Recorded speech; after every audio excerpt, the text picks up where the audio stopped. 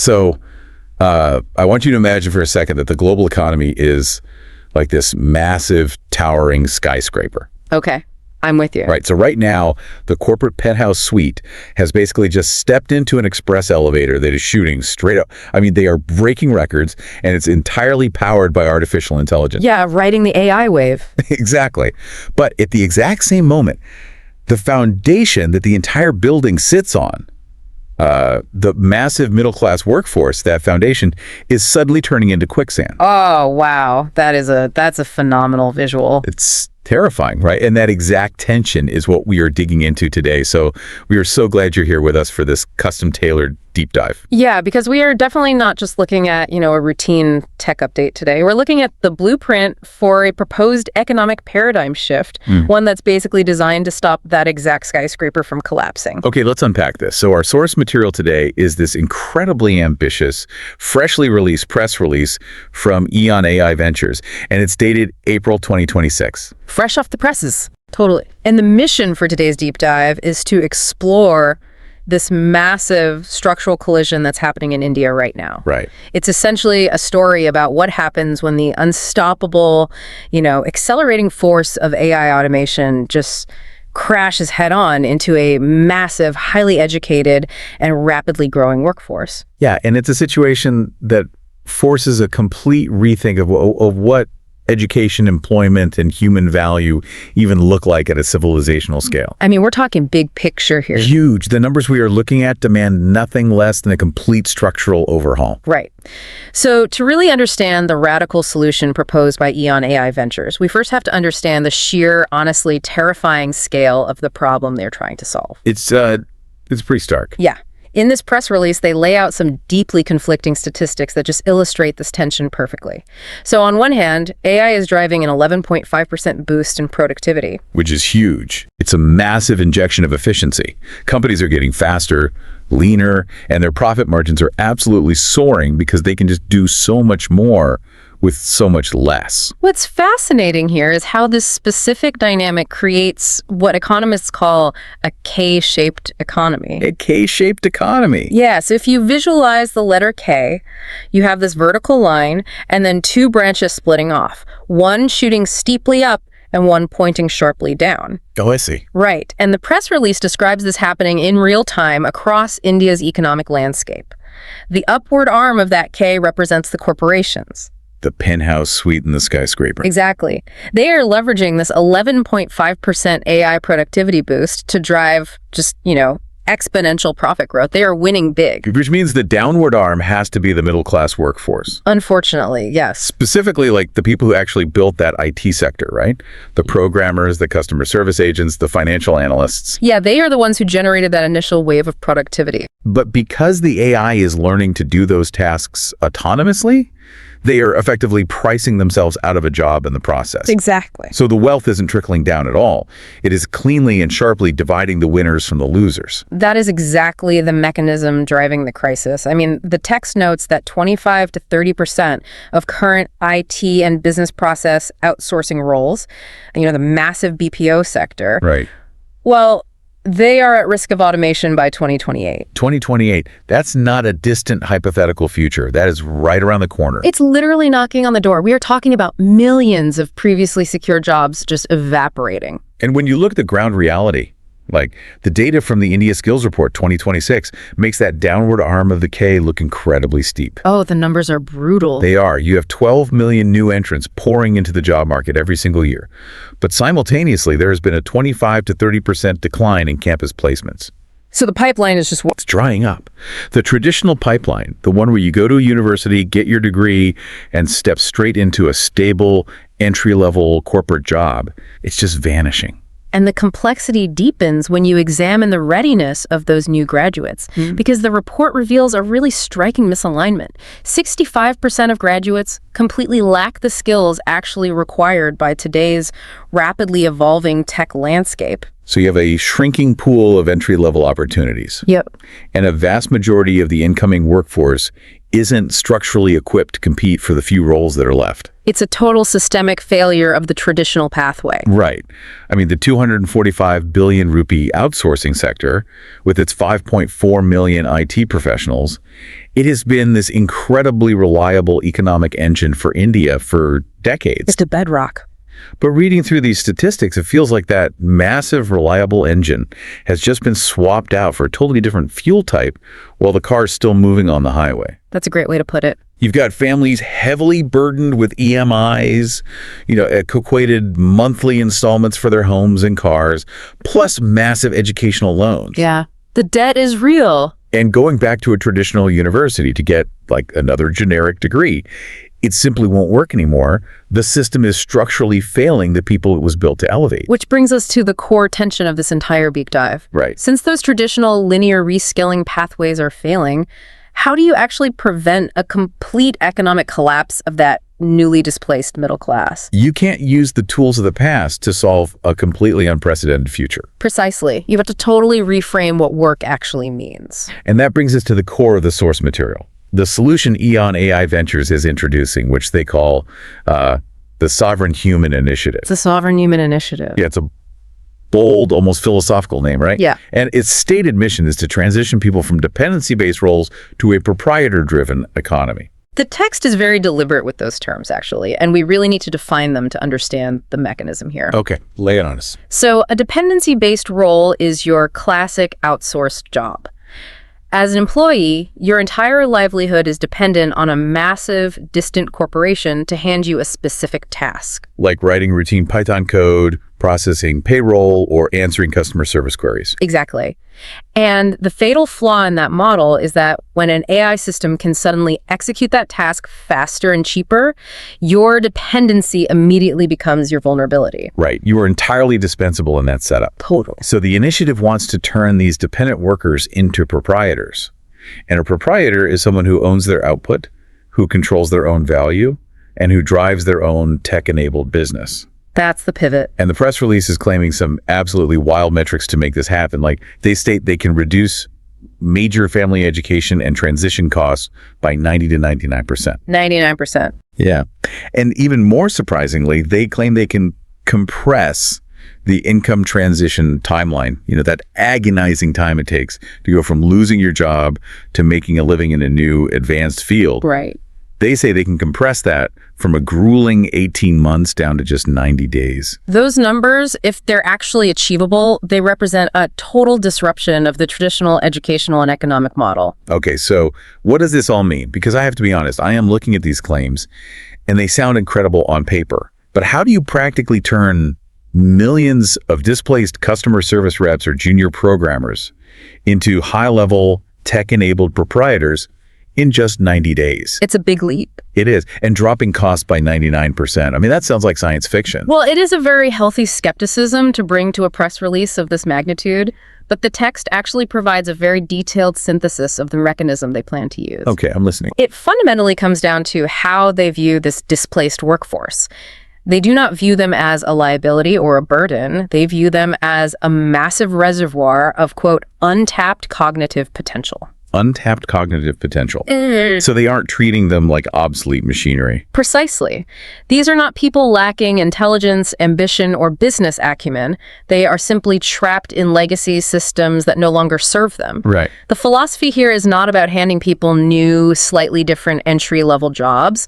It is about freeing them from outdated models to democratize innovation. I mean, think about it. They are taking people who already understand corporate environments, who know how supply chains work, who understand customer pain points. Yeah, they have the real world contact. Exactly, and giving them AI-powered tools that multiply their capabilities 100-fold.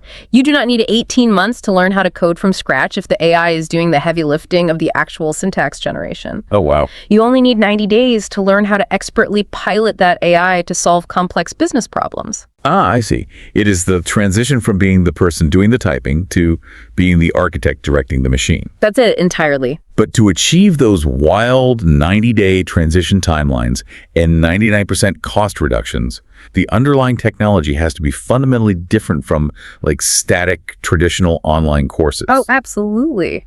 We are not talking about sitting in front of a laptop, watching pre-recorded lecture videos for 2 years and taking multiple choice quizzes. Oh, no. We need to look at the specific tech stack EON AI Ventures is deploying to act as the engine room for this sovereign human initiative. Yeah, the technology is the actual bridge between that vulnerable dependency model and the empowered proprietor model.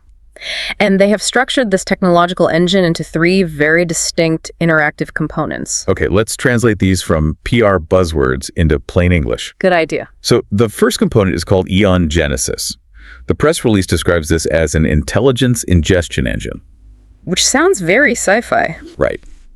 But in plain English, this is basically an AI system that captures institutional expertise and rapidly clones it into interactive 3D virtual experiences. Right. So instead of a company losing all its tribal knowledge when a senior engineer retires, Genesis ingests how that expert thinks and operates and immediately turns those processes into a 3D training environment. It replaces static theoretical learning with captured interactive mastery. And that ingestion engine is paired directly with the second component, which is EON Brainy. Brainy. This is a profoundly important tool for the Indian context, actually. EON Brainy is a multi-language AI coaching tool. Multi-language? Yes. When you consider India's incredible linguistic diversity across dozens of states, bridging the rural and urban divide is absolutely paramount. You cannot just release a sophisticated platform in English and expect to reach the entirety of the displaced workforce. Because that would just reinforce the K-shaped divide. You'd only be helping the people who already have advantages. Precisely. The mechanism behind Brainy is that it provides adaptive training algorithms that can actively coach a displaced IT worker in their native language. Wow. Yeah, it acts like an ever-present pair programmer or mentor. If a user makes a mistake in the virtual environment, the AI doesn't just grade them. Like giving them a C-. Right, it doesn't just do that. It identifies the exact cognitive gap and corrects it in real time, in their native tongue. That is incredible. That immediate personalized feedback loop is what drastically accelerates their time to competency. It democratizes access to the retraining itself. And all of this ingested intelligence and AI coaching lives inside the third component, which is the Sentient World platform. The Sentient World platform. Yeah, this is described in the text as a next-generation immersive environment that delivers verified credentials through practical, hands-on mastery rather than theoretical exams. If we connect this to the bigger picture, it is vital to look at EON's background to understand why they are leaning so heavily into these immersive 3D environments. Okay, let's look at it. EON AI Ventures was founded by the leadership behind EON Reality, and they are an organization with 25 years of experience in XR, extended reality and immersive learning solutions. Oh, so they've been around. Yeah, they are not a brand new software startup just jumping on the recent generative AI bandwagon. They have spent a quarter century building platforms specifically for environments where precision is non-negotiable. Oh, the press release makes a really sharp, critical distinction there. They point out that generic consumer AI tools, like the kind we might use on our phones, might give you 80% quality. Right. And 80% is totally fine if you were like drafting a quick email or outlining a blog post. But high-stakes enterprise operations, the actual work that drives a national economy, like managing a power grid, coding financial infrastructure, or overseeing aerospace logistics, those require absolute 100% precision. Exactly. You cannot have an AI hallucinate a critical piece of server code or mismanage a hospital's database. No. That last 20% of mastery is the hardest part to achieve, and it is where all the economic value actually lies. Immersive learning actually performing the complex task in a high-fidelity 3D environment where the physics and logic mirror the real world. That is how you close that gap and ensure that 100% precision. Here's where it gets really interesting for me. Yeah. If we compare this to how we usually think about reskilling, traditional methods are basically like reading a massive static manual about how to fly a commercial airliner. Right. You can read the book, you can memorize the terminology, and you can pass a written test, but you are not a pilot until you are actually in the air. Exactly. What EON is doing with these 3D immersive tech platforms is essentially skipping the manual entirely. They are putting you directly into a high-fidelity flight simulator from day one. From day one. And because it has that active AI coaching from EON Brainy, that simulator is dynamically tailoring itself exactly to the missing 20% of skills that you specifically need to learn. The mechanism of a simulation allows you to fail safely. You can iterate rapidly, experience every possible edge case scenario without real-world consequences, and achieve genuine muscle memory mastery in 90 days instead of reading about it for 18 months. So that's how they do it. Yeah, that continuous, safe iteration loop is the actual engine driving the compression of the transition timeline. Okay, so the mechanics make sense. We have a revolutionary tech stack that acts like a personalized flight simulator, and we have a compelling philosophical framework about moving from vulnerable, dependent workers to sovereign proprietors. Yep. But to pull this off, you can't just flip a switch nationwide. I mean, grand ideas mean absolutely nothing without a concrete deployment strategy on the ground in a country as massive and complex as India. No, absolutely not. How does this actually reach the people who need it most? Well, the source material is highly pragmatic about this. They have outlined a targeted deployment strategy to ensure this actually scales without collapsing under its own weight. So they aren't trying to boil the ocean on day one. Exactly. They are starting where the bleeding is worst. The text points to an immediate rollout in high displacement corridors, specifically calling out South India's IT belt. Right. They are deploying this technology straight to the epicenter of the disruption, right where the highest concentration of IT and BPO workers are currently facing the sharp edge of automation risks. But here's the thing. Even if you train tens of thousands of people in South India using a brilliant 3D simulator, how do you actually prove to the global market that they possess these new skills? That's a huge hurdle. It is. And that is where their integration with the Global Diploma Alliance comes in, because an immersive training program is only as valuable as the market's willingness to recognize it. Right. By tying the mastery achieved in the sentient world directly to verified, industry-aligned credentials, they're building a legitimate, globally recognized pathway. It ensures this isn't just an isolated walled garden of education, but a bridge to actual economic opportunity. And to scale that opportunity across the entire country, they are aligning with existing massive government infrastructure. Smart move. Yeah, the text mentions integrating with initiatives like Startup India and the MSME sector, which stands for micro, small, and medium enterprises. They are embedding this training into the actual arteries of Indian business development. And this is exactly where we must revisit that staggering cost barrier we discussed earlier. Oh, right. Because it is the linchpin that makes this entire rollout possible. Traditional higher education or elite reskilling programs in India can be astronomically expensive, sometimes costing upwards of 15 lakh. Wow. Okay, wait. To put that in perspective for our global listeners, 15 lakh is what, 1.5 million rupees? Yes, 1.5 million rupees. For the average displaced worker who has just lost their job and has a family to feed, 1.5 million rupees is a completely insurmountable barrier to entry. It is a locked door. Totally. But the text claims this EON initiative will drop that education and credentialing cost down to just 35,000 rupees. That drop from 1.5 million down to 35,000 rupees is the 90 to 99% cost reduction in action. It's just wild. By heavily relying on AI and virtual environments, rather than physical brick-and-mortar campuses and human lectures, the marginal cost of training plummets. It transforms access to cutting-edge AI training from a hoarded luxury for the elite into a massive, scalable commodity for the displaced middle class. But the most vital part of this rollout, the true mechanism that empowers the entire proprietor system, is what they call the VAR framework. The VAR framework. Yeah, the value-added reseller network. Yeah. This is how they actually decentralize the entire economy. It is a brilliant distribution strategy. I mean, think about what the VAR framework means in practice. They are not merely teaching displaced workers how to use AI so they can go beg for a job at a slightly different mega corporation. Right, that would defeat the whole purpose. Exactly. They are training them to become licensed value-added resellers of the EON AI solutions themselves. They are essentially creating independent businesses that are equipped to build and upgrade other businesses. Okay, let's visualize that mechanism. Right. Imagine you are a displaced IT worker in Chennai.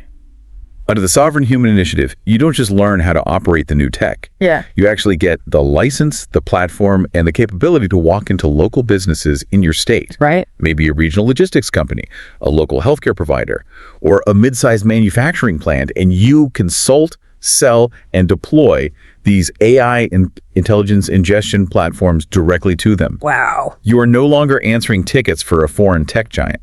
You are a localized tech proprietor bringing AI transformation to your own community. You become the architect of local innovation, and this solves the distribution bottleneck for EON, too. Oh, how They do not need to hire and manage 10,000 salespeople across a country with dozens of distinct languages and cultural nuances. Oh, right. Instead, they're turning the displaced workforce into an army of empowered, tech-enabled entrepreneurs who innately understand their local context, speak the local language, and have deep ties to their local business communities. That makes total sense. They are the ones actually building the proprietor economy from the ground up, block by block. Amazing. So as we synthesize the journey of this entire deep dive, the overarching narrative we are looking at is incredibly profound. India is facing a terrifying K-shaped economic divide. Yep. Artificial intelligence is creating immense frictionless wealth for corporations at the top, while simultaneously threatening the 25 to 30% of the IT and BPO jobs that served as the bedrock of the modern Indian middle class. Quicksand. Right. Millions of graduates are pouring into a shrinking market without the necessary skills, and the traditional educational model is simply too slow and vastly too expensive to catch them before they fall. But the Sovereign Human Initiative proposed by EON AI Ventures is attempting a monumental structural pivot. They are trying to flip that looming crisis of displacement into an abundance-driven opportunity. By utilizing immersive 3D technology that acts as a real-time flight simulator, providing multi-language AI coaching that corrects mistakes instantly, and shattering the cost barrier from 1.5 million rupees down to just 35,000. They're attempting something historic. They are aiming to transition millions of workers from vulnerable, dependency-based roles into empowered, tech-enabled proprietors in a fraction of the traditional time. There is a quote near the end of the press release from Dan Lajerskar, the chairman of EON AI Ventures, that really captures the ultimate stakes of this endeavor. Oh, I know the one. He says, quote, "India's K-shaped economy proves that AI-driven productivity must serve the people, not erase their futures. The Sovereign Human Initiative transforms displacement into abundance, empowering India's workers to redefine their lives, their economy, and their civilizational moment." It is a powerful paradigm-shifting vision. But this raises an important question, one that extends far beyond India's borders and touches the very foundation of the global economy. Oh, what is it? Well, if we assume the Sovereign Human Initiative actually succeeds, if millions of Indian workers successfully transition from being the dependent outsourced employees of the world into tech-enabled independent proprietors, what happens to the global corporate structure in the West? Oh, man. That is a massive implication. For the last 3 decades, Western corporations have relied heavily on that massive pool of cheap, dependency-based outsourced labor to maintain their profit margins and operate around the clock. Right.